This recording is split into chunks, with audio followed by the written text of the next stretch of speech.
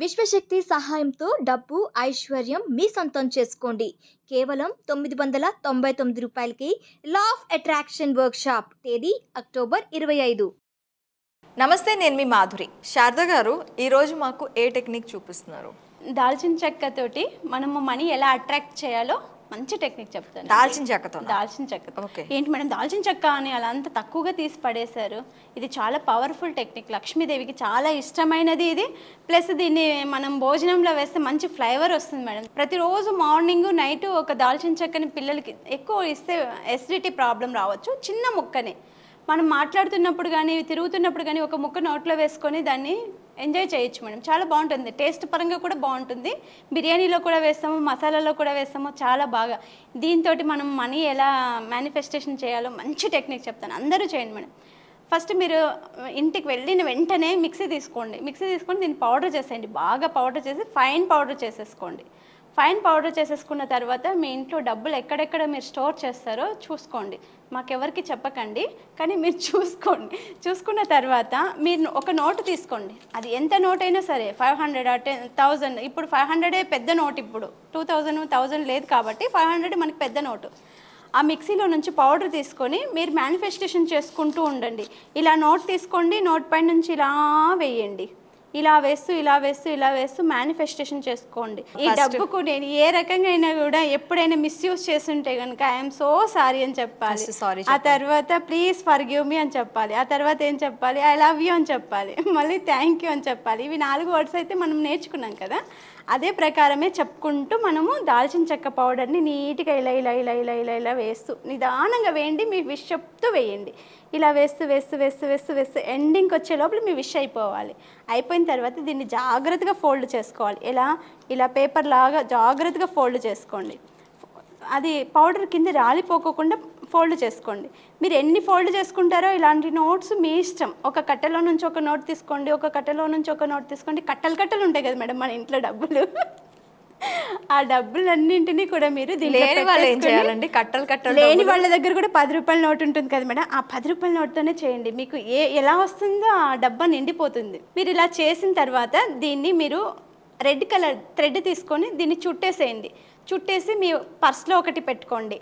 ఒక మన డబ్బులు స్టోర్ చేసే ఒక బాక్స్ ఉంటుంది కదా, అందులో ఒకటి పెట్టేసేయండి. బీరువాలో ఒకటి పెట్టేయండి, లాకర్లో ఒకటి పెట్టేయండి. మీకు ఎక్కడెక్కడ సోర్స్ ఉందో మీ మనీ ఎక్కడెక్కడ పెట్టుకుంటారో అది అక్కడ కంపల్సరీ ఒకటైతే మీతో క్యారీ చేస్తూనే ఉండాలి ఒకటి.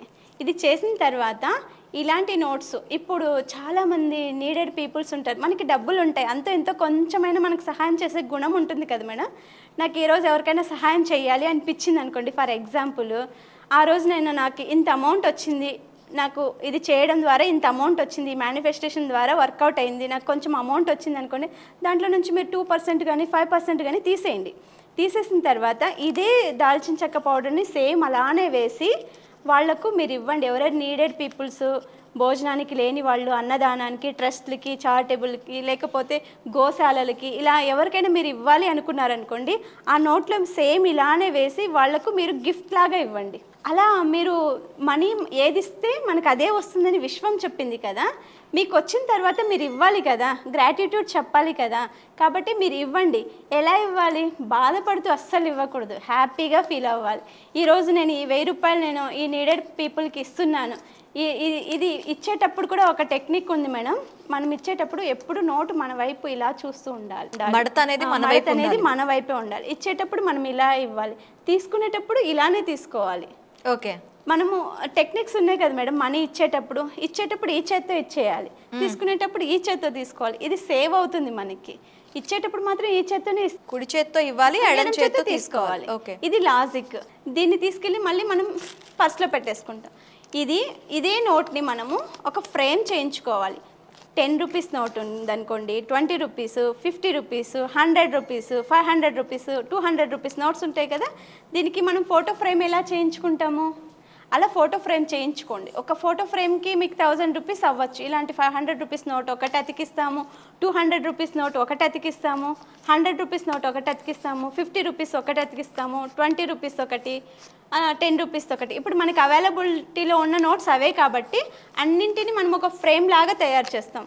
ఫ్రేమ్ లాగా తయారు చేసి మన దేవుడిని ఎలా చూస్తాం మేడం, పొద్దున సాయంత్రం లేసేటప్పుడు ప్రతిసారి చూస్తూ ఉంటాం కదా, అలా ఒక ఫ్రేమ్ కట్టించేసి మీరు దగ్గర రోజు వెళ్ళే ప్లేస్, ఇప్పుడు మనం బయటకు వెళ్ళాలంటే వాళ్ళ దగ్గర నుంచి వెళ్తాం కదా బయట, అలాంటి ప్లేస్లో పెట్టేసుకుని ప్రతిరోజు వెళ్ళేటప్పుడు దాన్ని టచ్ చేస్తూ వెళ్ళండి.